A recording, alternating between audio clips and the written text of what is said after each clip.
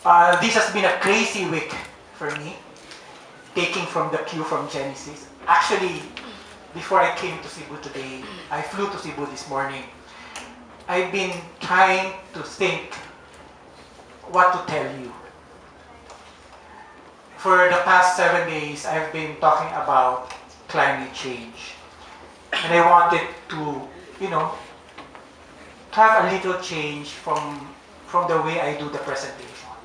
So while I was listening to the current Miss Cebu, I have to pick up the word passion. Passion.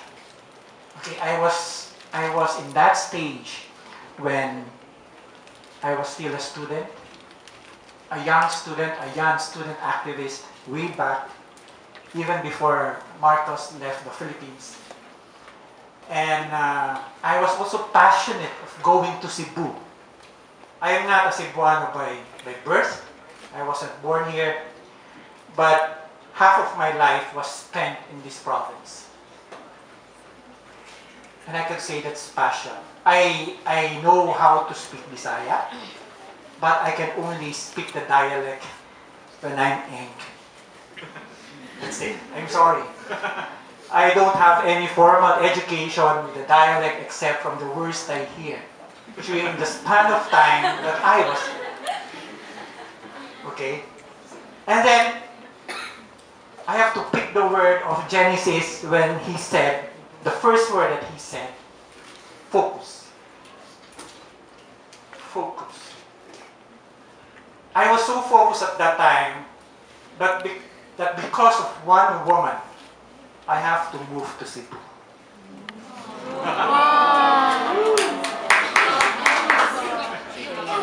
Okay, and my mom, I would remember that moment very vividly until now, would really ask me, are you crazy? That's the word also of Genesis.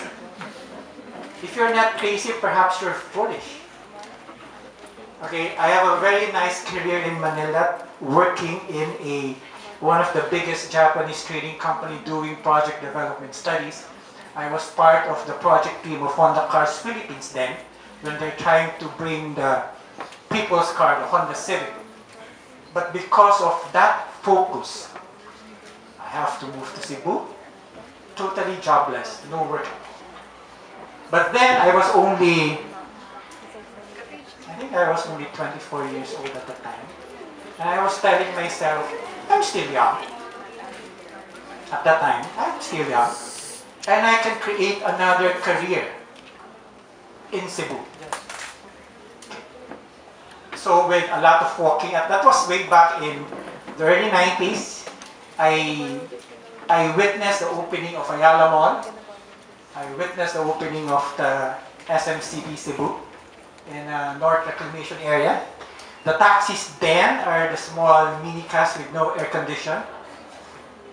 Okay, and the first cinema that I went to was the cinema in downtown.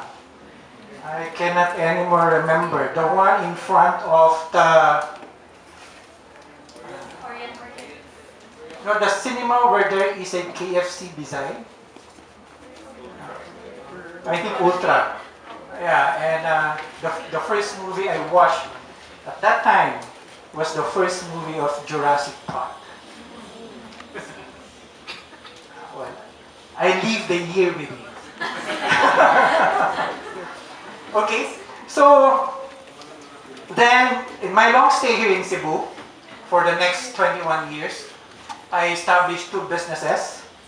I don't need to go far, and Cebu has always been very close to my heart because it made me here. It made me here. When I say it made me here, all the things I wanted to have in my life, I got it from this place. Okay, unfortunately, perhaps because, again, of passion, perhaps because, again, of craziness or foolishness, I may have to leave Cebu 2 years ago and embrace the thing that I will talk about this afternoon, which is climate change. So in my presentation here, this is, I want to introduce to you Chichi. His name is Chichi, because if you're familiar with the Worldwide Fund for Nature Philippines, the logo is the panda. Okay. Remember the WWF? Okay. It represents Worldwide Fund for Nature Philippines. Remember that. It does not represent World Wrestling Federation. Okay? Worldwide Fund for Nature Philippines. This is Chichi. And Chichi, during the first week of September, was already taken out from the red list of CIPES. He's not anymore an endangered species. Kumbaga, na-elevate na siya.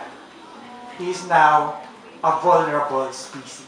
Because the number of pandas we have in the world have already reached a considerable figure, okay, that, you know, exempts them already from being endangered. But it doesn't mean that for the next 4 years, you know, because the IUCN Congress happens every 4 years, it doesn't mean that the next 4 years he's still a vulnerable. If the number of pandas would decrease for the next 4 years, he may still be considered vulnerable. This is planet Earth. This is planet Earth from our bare human eye. And the next page actually is my graphical representation of planet Earth. And very basic, planet Earth is composed of, occupies 11.9 hectares of land and sea. It's the only planet that provides us the food that we eat, that provides us the clothes that you're wearing right now. It's the same planet that provides us the shelter. It's also the same planet that absorbs all our carbon emissions. And there is no other planet that would do that for you, or would do that for you. Only this.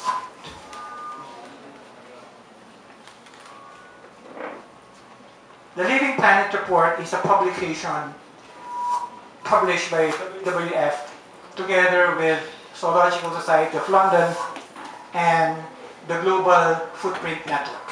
It's published every 2 years, and this is the recent one. In this issue, they said that humanity have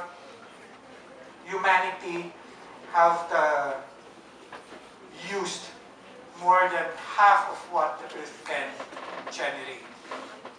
Which means even before the end of the year, we have already consumed what the Earth can provide us for the entire year. There is a video, if you can just go to Global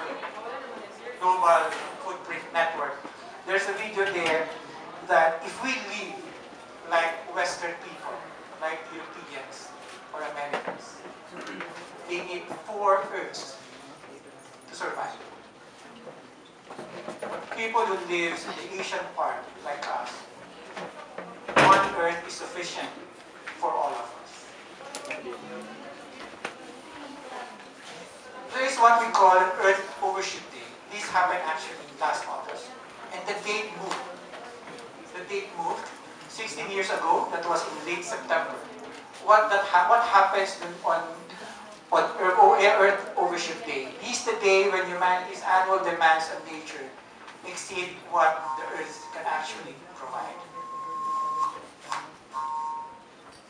To February, to March, to April until August, all of these months are recorded as the hottest months ever recorded in human history, beating all other records in the previous years. Okay? And for the last 100 years, the Earth's temperature, the surface temperature of the Earth, have increased by 0.85%. And for the last 16 years, from 2000 to 2016, 15 years of those years were the hottest years on record. So there is no doubt that 2016 will be recorded as the hottest year for humanity. Next slide, please. Well, this is the culprit. These are the biggest sources of greenhouse gas emissions. Talk of coal mining, towing permafrost, industrial agriculture, industrial process, coal plants, crop burning, land transportation, fertilization, landfill, forest burning, and air transportation. All of these, scientists believe, have added to the greenhouse gas emissions, or added to the carbon dioxide that are trapped in the earth and makes the earth really warm. Next slide. And these impacts translate to extreme weather events, like this in Ondoy. This is in Manila way back in 2009. Sea level rise, next slide, which happens in Typhoon Pablo in Compostela Valley way back in 2012. And of course, no one will ever forget the super typhoon Haiyan. Just recently, we had a typhoon called Ferdy. Okay, or the international name is Merandi. If you've seen the latest news, what Merandi did to Taiwan, it's devastating. It's considered category 5. In us, perhaps we didn't feel it because we are in the south. But there were news that the northern province, which is the northern province of Batanes, has been cut off from Luzon. There were no communications, although it's zero casualty, but communication was cut off, electricity was cut off. I think it also happened in Cebu. I don't know whether you were born at that time already, way back in the 1990s, when Cebu was totally cut off because of a very big typhoon. I cannot anymore remember the name of the typhoon. And I think that was repeated on another year. I was already here, and I would remember in the office that we have to pick up our staff because all of them were affected by this typhoon. Going back to Typhoon Pablo, I was just in Davao last Saturday, and I was conferring with one of the scientists, a climate scientist in that place, and her name is Dr. Simple, and she said that the magnitude or the category of Typhoon Pablo that happened in Davao a few years back is similar to a typhoon that happened in that place way back in the 1920s. Two studies would show that Philippines is one of the most affected countries in terms of extreme weather conditions. One of which is the Global Climate Risk Index. It's a German think tank foundation that studies 20 years of data of extreme weather conditions. And they said that there are 6 countries, next slide please, 6 countries that are mostly affected of extreme weather conditions, one of which is Philippines, Honduras, Myanmar, Haiti, Nicaragua, and Bangladesh. Next slide, please. In the recent World Risk Report that was published by United Nations University based in Tokyo, Japan, Philippines ranked 3rd. Next slide. As among countries most at risk for disasters. This is the recent study. And the 5 countries that comprise the most risk of disasters includes Vanuatu, Tonga, Guatemala, and Bangladesh. Vanuatu is actually a country in the South Pacific. We have a population of less than 1 million. Last year, sometime March, they were struck by a typhoon by the name of Pamela, or simply Pam, who happens to be anyone here with that name, Pamela? No? And that typhoon was similar to Typhoon Haiyan. Next slide. Every year, I suppose you know this, the World Economic Forum. Every year there are annual World Economic Forum that happens January. And year on year, it would be held in this part of the world, in Davos, Switzerland. In 2015, the World Economic Forum identified 10 global challenges, and 4 of which are environmentally, namely agriculture and food insecurity, economic growth and social inclusion, environment and resource security, and and lastly, global crime and anti-corruption. But this year, last January, they changed their forecast. And they said that the global high concern and risk, the global risk of highest concern includes, for the next 10 years, 5 areas. Next slide.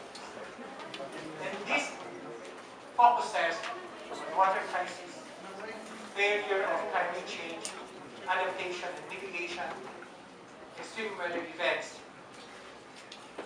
food crisis, and profound social instability.